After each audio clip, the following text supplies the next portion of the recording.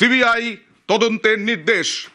বিচারপতি শম্পা সরকার এবং বিচারপতি তীর্থঙ্কর ঘোষের ডিভিশন বেঞ্চের 2024-এর 7ই অক্টোবর চার্জশিট দিয়েছে সিবিআই।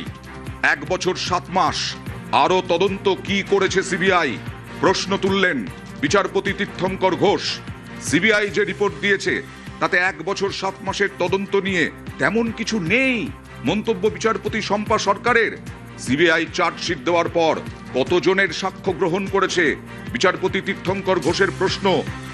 সিবিআই জানালো 70 থেকে 80 জনের সাক্ষ্য মধ্যবর্তী সময়ে নেওয়া হয়েছে। কেস ডায়েরি দেখাতে বলেছেন তীর্থঙ্কর ঘোষ বিচারপতি। ওই সময়ে তদন্তের সব দিক খতিয়ে দেখে সিবিআই। সিবিআইয়ের আইনজীবী দাবি করলেন, সিবিআই রিপোর্টে ত্রুটি বিচ্যুতি আমাদের নজরে এসেছে। বিচারপতি শম্পা সরকার বললেন, সিবিআই রিপোর্টে ত্রুটি বিচ্যুতি আমাদের নজরে এসেছে। বিচারপতিদের নজরে ত্রুটি বিচ্যুতি। সিবিআই তদন্ত হয়েছে। সিবিআই তদন্ত নিয়ে অভয়ের মা বাবা ব্যাপক ক্ষোভ প্রকাশ করেছেন। দরজায় দরজায় ঘুরেছেন, আদালতে আদালতে গেছেন, সিবিআই এর বিরুদ্ধে ক্ষোভ উগড়ে দিয়েছেন। সিবিআই তদন্ত ঠিকমতো করেনি বলে অভিযোগ করেছেন। কিন্তু তারপরে এখন দেখা যাচ্ছে খোদ বিচারপতি বলছেন সিবিআই রিপোর্টে ত্রুটি বিচ্যুতি তাদের নজরে এসেছে এবং সেই ত্রুটি বিচ্যুতি হয়ে থাকলে সিবিআই দাবি করছে তা পুলিশ ও হাসপাতাল কর্তৃপক্ষের জন্য সিবিআই দাবি করছে।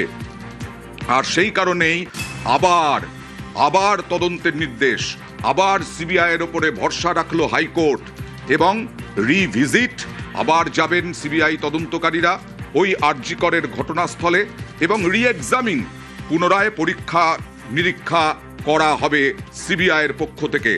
স্পেশাল ইনভেস্টিগেটিং টিম গঠন করা হলো, সিট গঠন করা হলো। 25শে জুন রিপোর্ট দেবে এই সিট, অর্থাৎ 1 মাসেরও বেশি সময় পাচ্ছে সিট তাদের নতুন করে রিপোর্ট দেওয়ার ক্ষেত্রে।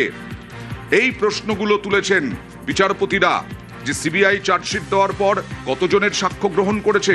বিচারপতিরা সন্তুষ্ট নন এই সিবিআই এর মন্তব্যে, সিবিআই এর জবাবে।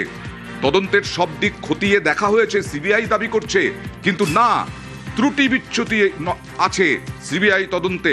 বিচারপতিরা বলছেন ত্রুটি বিচ্যুতি হয়ে থাকলে পুলিশ ও হাসপাতাল কর্তৃপক্ষের জন্য সিবিআই বলছে। কিন্তু সিবিআই তদন্ত করেছে, তাহলে কি পুলিশ হাসপাতাল কর্তৃপক্ষ সহযোগিতা করেনি? তার মানে আবার কি হাসপাতাল কর্তৃপক্ষ তৎকালীন এবং তার সঙ্গে তৎকালীন পুলিশ অফিসারদের নিয়ে এবার জড়িয়ে যাবেন তাঁরা? কারণ ইতিমধ্যেই 3 IPS কে সাসপেন্ড করা হয়েছে। অভিষেক গুপ্তা তৎকালীন ডিসি নর্থ, সাসপেন্ড করা হয়েছে তৎকালীন ডিসি সেন্ট্রাল ইন্দিরা মুখোপাধ্যায়কে এবং তৎকালীন পুলিশ কমিশনার বিনীত গোয়েলকে। তদন্তের জন্যই এটা যদিও রাজ্যের অভ্যন্তরীণ তদন্তের জন্য সাসপেন্ড করা হয়েছিল, কিন্তু সাসপেন্ড তো হয়ে রয়েছেন তারা। তাহলে কি সিবিআই এই 3 পুলিশ অফিসারকে, এই 3 IPS কে তদন্তের আওতায় আনবে? কারণ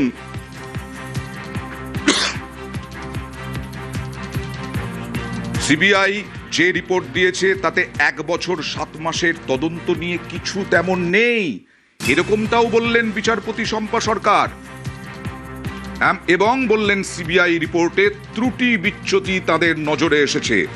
ত্রুটি বিচ্যুতি নজরে এসেছে, তাহলে কি অভয়ার মা বাবা যেটা দাবি করছিলেন, বারবার যেটা অভিযোগ করছিলেন যে সিবিআই ঠিক মতো তদন্ত করেনি, সিবিআই তদন্তে তারা অসন্তুষ্ট, তাতেই সিলমোহর পড়ল?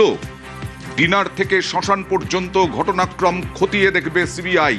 25শে জুন রিপোর্ট দেবে, তদন্তের রিপোর্ট।